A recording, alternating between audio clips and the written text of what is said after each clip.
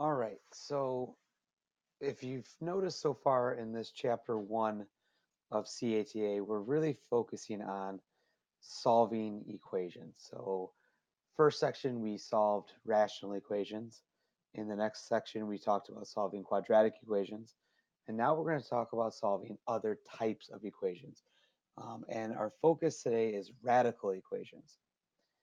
Um, Remember, the reason for using these videos is that it's something that you can go back, re-listen to, see if there's something that's missing from the explanation. So in today's lesson, I got 4 examples that we're going to focus on.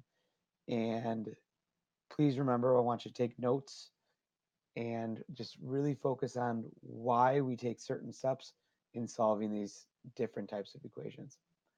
In the first example, I've got the square root of 2t minus 7 is equal to 3. Our strategy in solving these is being able to get rid of the square root. So we want to do the opposite. And the opposite of a square root is a square, or raising it to a power to undo that radical. So my strategy is going to be just that. If I want to undo a square root, I'm going to square it. But what I do to one side, I must do to the other side. So when I square radical 2t minus 7, I'm just left with 2t minus 7. And when I square 3, I'm left with 9. And at this point, it just becomes a linear equation.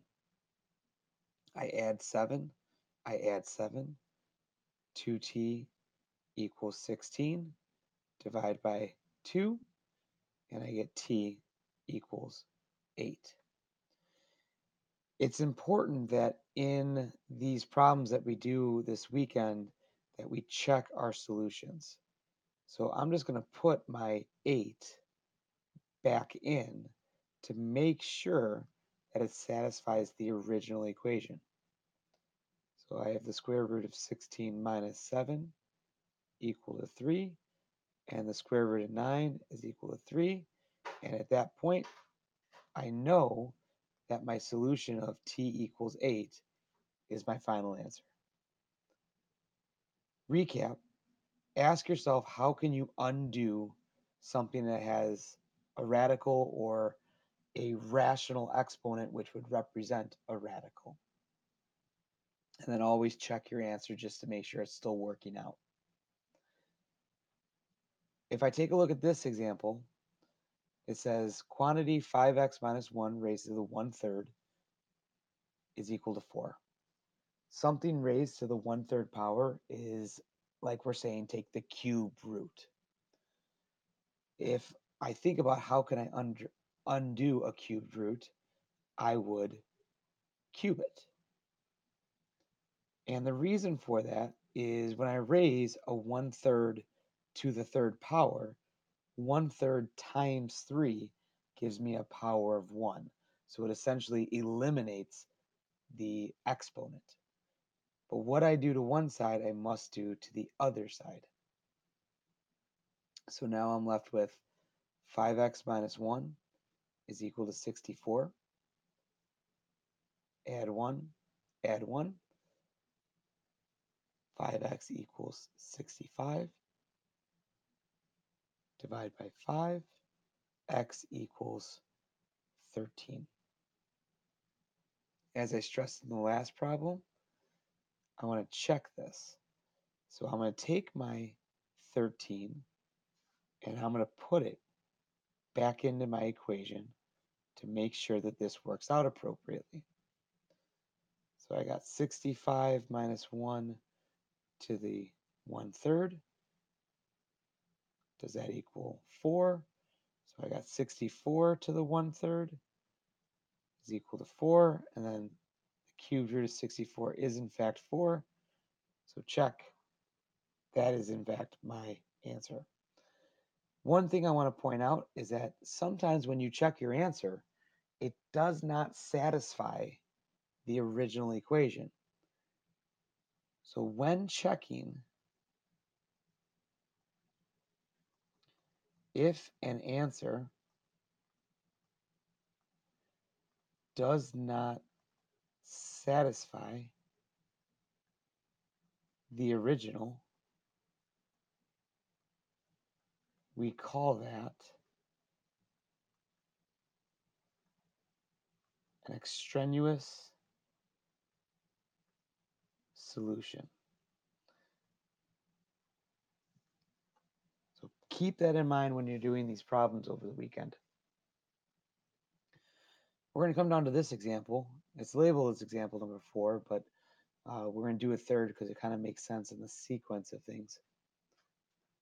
Just like before, we have a square root, so we're going to square. Now we have to square this entire side. We have to square the entire side of x plus 3. On the left side, we're going to be left with 2x plus 6. On the right side, I'm going to get x squared plus 6x plus 9.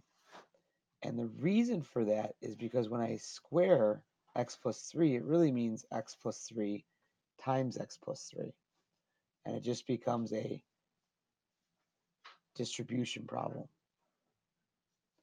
From here, I'm going to do some rearranging.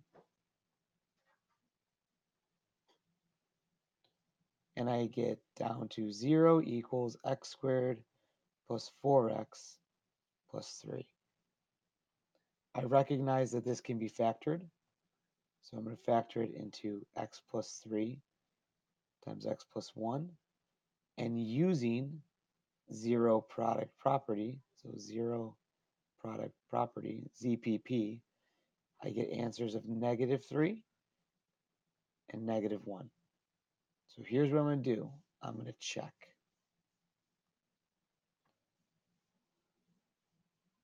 So I'm going to put my -3 in first.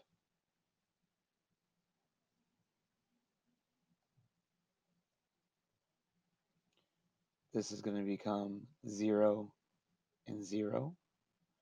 Well, that works. So this answer of x equals -3 is good. And then I'm going to check -1. So once again, just going to put -1 everywhere I see an x.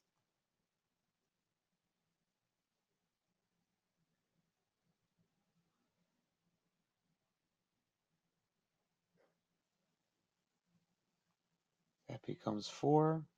This becomes 2. 2 equals 2. So there's no extraneous solution here. I get x equals -3, and I get x equals -1. Now this problem's the hardest of the bunch, just because it's actually going to require us to raise something to a power twice. Our strategy needs to be this. Get a radical on each side of the equal sign. Don't leave them both on the same side. So my first step that I'm going to take is I'm going to add over the square root of x plus 1, or x minus 1. So rewriting, I'm dealing with the square root of 2x minus 1 equal to 1 plus the square root of x minus 1. Just like in the last example we did, I'm going to square both sides. The left side's pretty simple. It's going to leave me with 2x minus 1.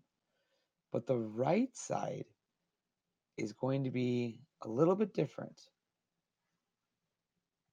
So when I square it, it's really asking me to do this. Distribute 1. Distribute root x minus 1. Distribute, add another root x minus 1. And then distribute, I'm going to be left with an plus x minus 1 because the radicals in that last one go away.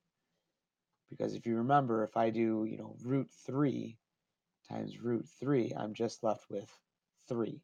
Same thing happened when I multiplied this with that. You may be wondering, why is that helpful? Well, it's helpful because I've actually eliminated one of the radicals altogether. but I'm still left with this other one. So I'm going to rearrange things. Now this 1 and this minus 1 go away, but I need to move this x to that side.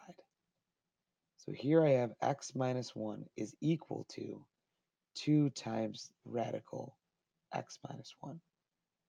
I got one more radical that I need to undo, so I'm just going to raise it to the power of 2 again.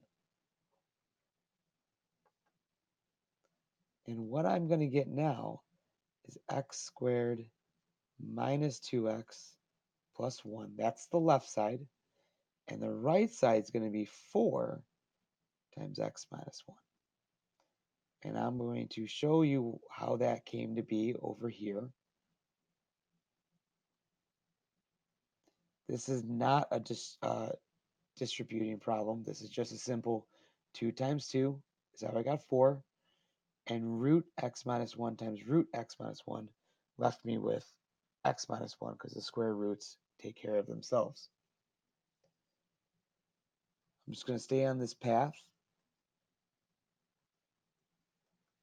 I'm going to distribute over here, do some rearranging.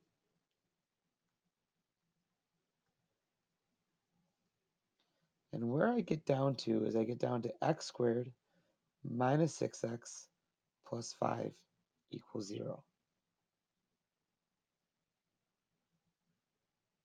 I believe I can factor this into x minus 1, x minus 5. And that means that my zero product property would give me x equals 1 and x equals 5. Like I've been stressing all along, we want to just check these. So we're going to put them back in the original. So we have 2 times 5 minus 1 minus this equal to 1. So this is the square root of 9. This is the square root of 4. That gives me 3 minus 2 equals 1. Check. That's good. Check it with 1 now. Because remember, I'm looking for extraneous solutions. So that's the square root of 1 minus the square root of 0, which is 1. So that's 1 minus 0 equals 1. Good. There's no extraneous solutions. So your homework tonight focuses on problems just like this. So you're going to watch this video, took your notes. You're now going to do the assignment. I believe it's assignment number 10. And you're going to come back to class on Monday with that done so that we can have a good, productive conversation about why we do what we do when we solve these problems. Good luck.